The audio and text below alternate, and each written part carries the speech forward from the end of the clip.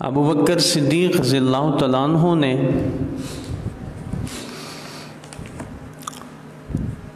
جن لوگوں کا مقابلہ کیا تھا اس حوالے سے اور جن فتنوں کی سرگوبی کی تھی، میرے پاس کچھ نام موجود ہیں، تقریباً 4 نام ہیں، ان پر انشاءاللہ آج گفتگو کریں گے۔ اگر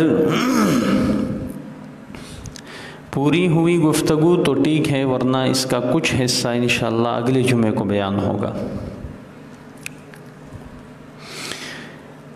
ان جھوٹے مدعیان نبوت میں پہلا نام ہے طلیحہ اسدی، بنو اسد قبیلے کے ساتھ اس کا تعلق تھا۔ سب سے پہلے میں اس پر بات کروں گا۔ دوسرا نام ہے ایک ملعونہ عورت کا، مرد تو مرد، عورتوں نے بھی نبوت کے دعوے شروع کیے تھے۔ اس عورت کا نام ہے سجاح بنت حرس، یہ بھی بعد میں گمنام ہو گئی تھی۔ تیسرا نام ہے مالک بن نویرہ کا، یہ قتل ہوا تھا۔ چوتھا نام ہے مسیلمہ کذاب کا، یہ بھی قتل ہوا تھا، واصل جہنم ہوا تھا۔ ان 4 ناموں میں سے پہلا نام ہے طلیحہ اسدی، پہلے اس پر بات کرتے ہیں انشاءاللہ۔ طلیحہ جو ہے یہ ایک کاہن تھا، نجومی تھا، پھر مسلمان ہوا اور نبی علیہ الصلوۃ والسلام کے حیات طیبہ کے اندر آخری دور میں پھر مرتد ہو گیا اور خود مدعی نبوت بن بیٹھا۔ بنی اسرائیل کے بعض قبائل بھی اس کی جماعت میں داخل ہو گئے تھے۔ اس فتنے کو ختم کرنے کے لیے ابو بکر صدیق رضی اللہ تعالیٰ عنہ نے جو لشکر بھیجی تھی اور اس لشکر پر امیر منتخب فرمایا تھا، اس کا نام ہے نہیں، یہ تو پہلے نبی علیہ الصلوۃ والسلام نے اس کے خلاف لشکر بنائی تھی اور باقاعدہ بھیجی تھی نبی علیہ الصلوۃ والسلام کے دور حیات کے اندر۔ یہ لشکر جب روانہ ہوئی اور اس کے بعد نبی علیہ الصلوۃ والسلام مرض الوفات میں مبتلا ہوئے، پتہ چلا، لشکر واپس آ گیا مدینہ منورہ اور یہ کام پورا نہ ہو سکا۔ لیکن جب ابو بکر صدیق رضی اللہ تعالیٰ عنہ کا دور خلافت آیا تو اس زمانے میں ابو بکر صدیق رضی اللہ تعالیٰ عنہ نے اس فتنے کو ختم کرنے کے لیے لشکر بھیجا ہے، اور چونکہ طلیحہ کو پہلے سے معلوم ہو چکا تھا کہ میرے خلاف نبی علیہ الصلوۃ والسلام نے لشکر بھیجی ہے اور پھر بعد میں یہ لشکر واپس ہو گئے ہیں، تو اس نے اس موقع سے فائدہ اٹھایا اور اپنی جماعت بڑھائی، خوب بڑھائی، اور اس کے جماعت میں خصوصاً وہ لوگ بھی شامل ہوئے جن کا تعلق غطفان کے ساتھ تھا، حوازن کے ساتھ تھا، یہ بڑے بڑے قبیلے تھے، وہ لوگ بھی اس کے ساتھ شامل ہو گئے تھے، اور خصوصاً ان میں وہ لوگ جن کو ابو بکر صدیق رضی اللہ تعالیٰ عنہ نے بگایا تھا۔ ذی القصہ ایک مقام ہے جس کا میں نے گزشتہ جمعے ذکر بھی کیا تھا، اس مقام سے ابو بکر صدیق رضی اللہ تعالیٰ عنہ نے ان کو بگایا تھا، اور یہ مدینہ پر حملہ کرنے کے لیے آئے تھے۔ یہ مرتد لوگ تھے، مانعین زکوٰۃ بھی تھے، منکرین زکوٰۃ بھی تھے، تو ابو بکر صدیق رضی اللہ تعالیٰ عنہ نے خود جا کر ان کا مقابلہ کیا تھا اور ان کو بگایا اس راستے سے۔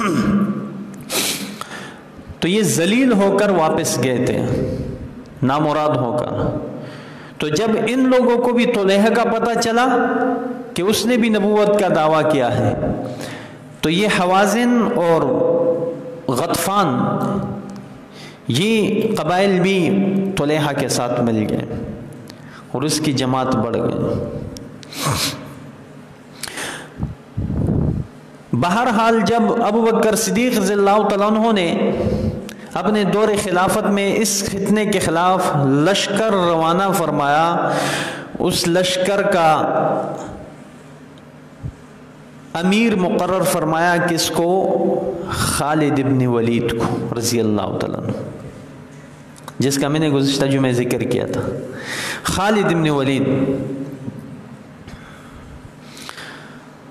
اور ان کی مدد کے لیے عدی ابن حاتم رضی اللہ تعالیٰ عنہ کو بھی بھیج دیا۔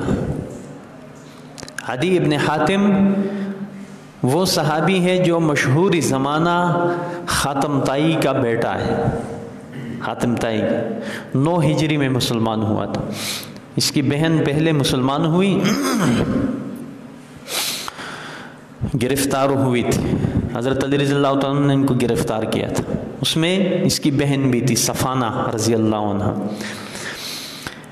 جب نبی علیہ الصلوۃ والسلام کی خدمت میں پیش ہوئی تو اپنے باپ کا تذکرہ کیا کہ میرا باپ مشہوری زمانہ سخی تھا، تو نبی علیہ الصلوۃ والسلام نے بھی اپنی سخاوت کا مظاہرہ فرمایا، اور اتنی سخاوت فرمائی کہ وہ اپنی باپ کی سخاوت بھی بھول گئے، سبحان اللہ۔ چنانچہ اس موقع پر وہ مسلمان ہوئی اور واپس لوٹی۔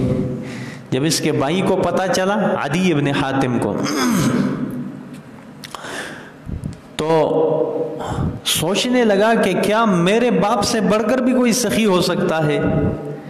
چنانچہ اس نے بلا تأمل مدینہ کا راستہ اختیار کیا اور فوراً نبی علیہ السلام کی خدمت میں حاضر ہوئے اور وہیں پر اسلام قبول کیا۔ 9 ہجری میں دونوں مسلمان ہوئے، بہن اور بھائی۔ یہ وہی صحابی ہیں عدی ابن حاتم۔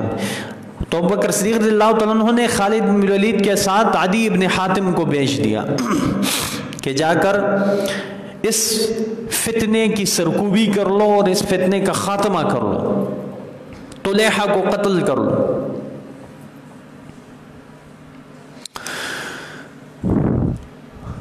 اب یہ لشکر مختلف خطوں سے گزرتا ہوا، دشوار گزار راستوں سے گزرتا ہوا، مختلف حالات اور پریشانیوں کا مقابلہ کرتے ہوئے بالآخر جو ہے طلیحہ کے پاس پہنچ گیا اور ان کے ساتھ لڑائی شروع ہوئی۔ مسلمانوں کے لشکر میں 2 صحابہ کرام ہیں جو اس لڑائی میں شہید ہوئے، ایک کا نام حضرت عکاشہ اور دوسرے کا نام ثابت بن اقرام رضی اللہ عنہما۔ یہ دونوں صحابہ کرام اس موقع پر شہید ہوئے۔ طلیحہ کے ساتھ جب لڑائی شروع ہوئی تو طلیحہ کا ایک مشیر خاص تھا جس کا نام تھا عیینہ، اس سے مشاورت کرتا تھا۔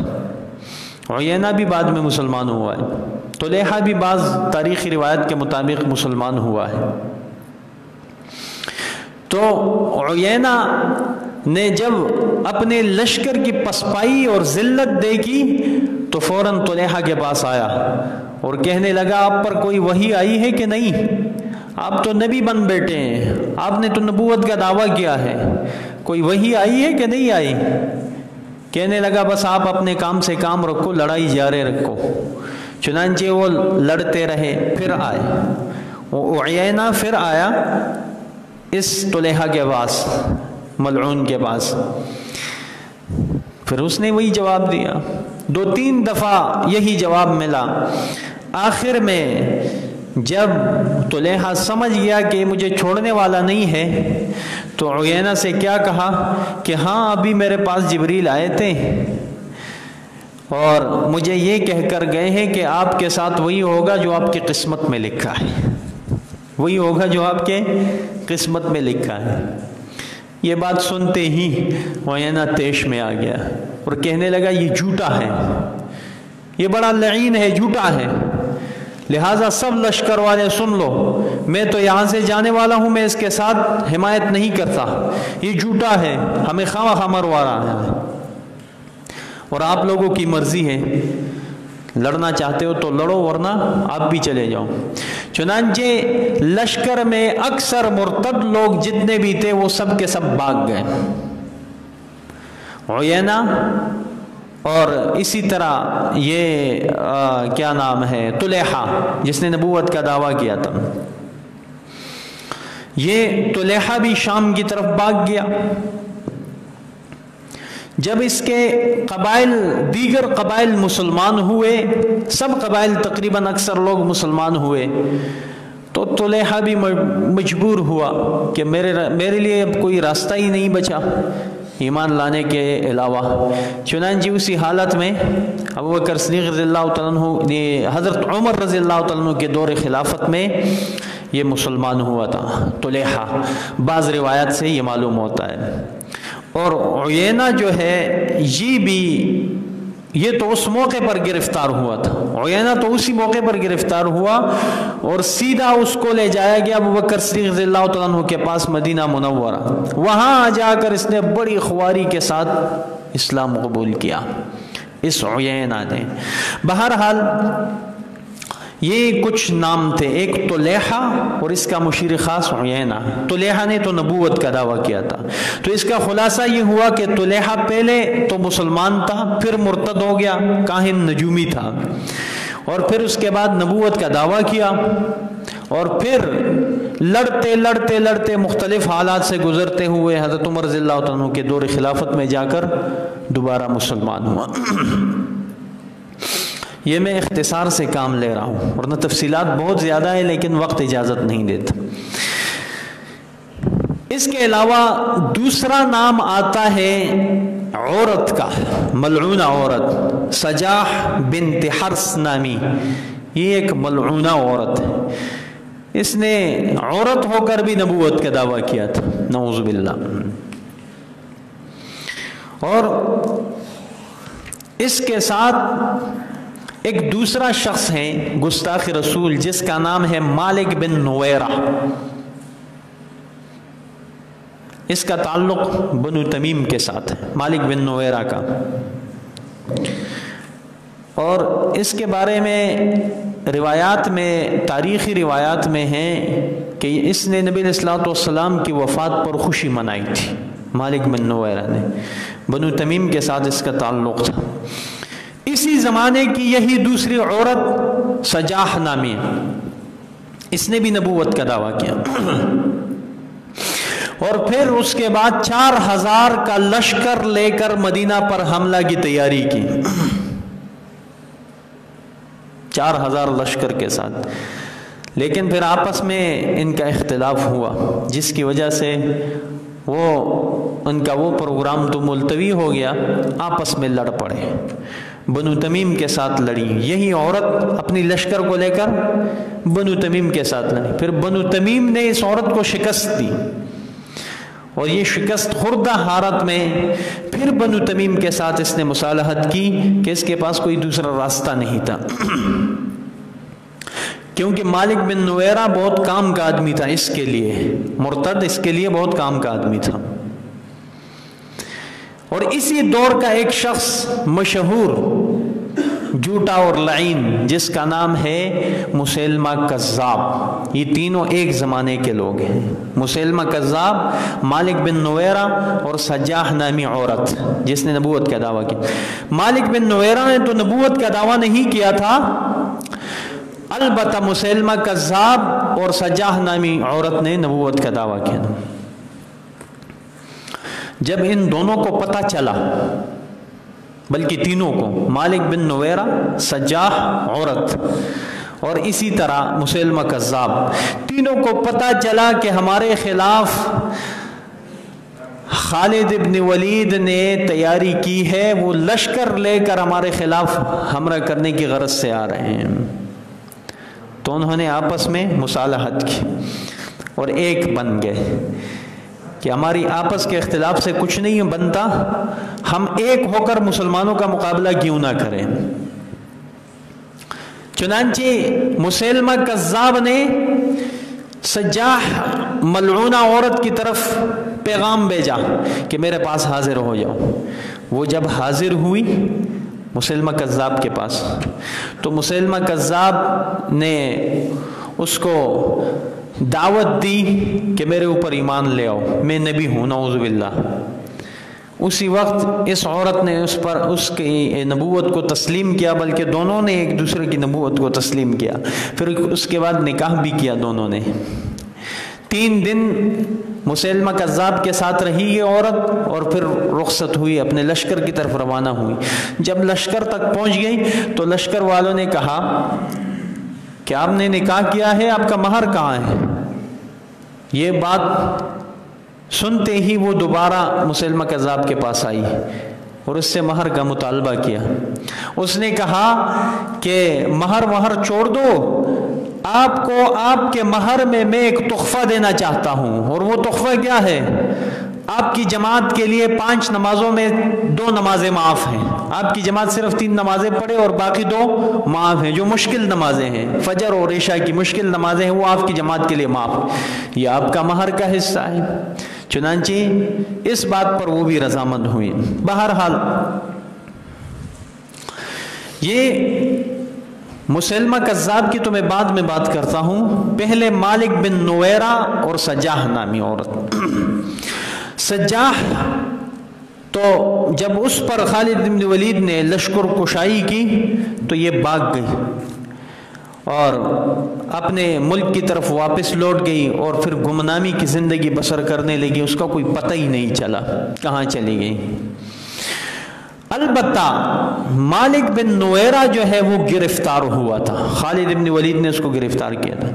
मैं पिछले जुमे एक बात अर्ज कर चुका हूँ कि जब अबू बकर सिद्दीक़ रज़ियल्लाहु तआला अन्हु ने लश्कर भेजे थे और लश्कर से पहले उन कबाइल की तरफ पैगाम भी भेजा था लिखकर कि आपकी तरफ लश्कर आ रहा है और लश्कर अजान देगा, आप अजान का जवाब दोगे, तो इसका मतलब होगा कि लश्कर भी मेरी तरफ से है और आप भी मुसलमान हैं।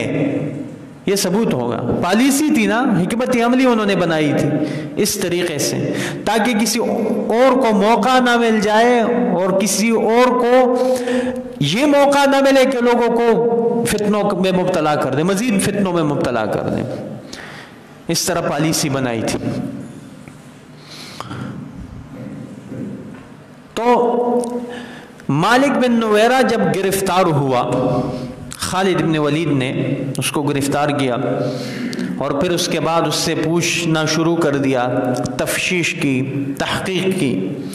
तहकीक और तफ्शीश के बाद पता चला कि ये मुसलमान नहीं है, क्योंकि ज़बान से नबी अलैहिस्सलातु वस्सलाम के मुताल्लिक़ ऐसी बातें निकाली कि जिससे पता चलता था कि ये अब भी गुस्ताख है। लेकिन चूंकि इसके महल्ले से, इसकी बस्ती से अजान का जवाब इसकी बस्ती वालों ने दिया था। इनके पास जब लश्कर गई थी, अजान दी थी, तो इन्होंने अजान का जवाब दिया था, जिससे पता चला कि ये लोग भी मुसलमान हैं। लेकिन उसके बावजूद खालिद इब्न वलीद ने तहकीक करने के बाद, पूरी तहकीक करने के बाद कत्ल का हुक्म दिया। और किसने कत्ल किया? हज़रत ज़र्रार रज़ियल्लाहु तआला अन्हु, जो शमशीर बदस्त खड़े थे, हाथ में तलवार लिए हुए खड़े थे, इशारे के मुंतज़िर थे। गुफ्तगू शुरू थी। खालिद इब्न वलीद पूरे तौर पर मुतमईन हुए कि ये गुस्ताख है, अब भी ये मुर्तद है। लिहाजा हज़रत ज़र्रार को इशारा दिया और उसने इशारा पाते ही उसकी जो है गर्दन उड़ाई और उसका खात्मा कर दिया। इस बात पर अबू कतादा सहाबी रसूल रज़ियल्लाहु तआला अन्हु मुतमईन नहीं थे। उन्होंने उस वक्त भी कहा था कि इसको कत्ल नहीं करो, क्योंकि इनके बस्ती से अजान की आवाज़ आई थी, लिहाजा उनको कत्ल नहीं करो। लेकिन खालिद इब्न वलीद तो खुद भी इस चीज़ के माहिर थे। तफ्शीश करने के बाद अंदाज़ा लगा दिया कि ये मुर्तद है अब भी।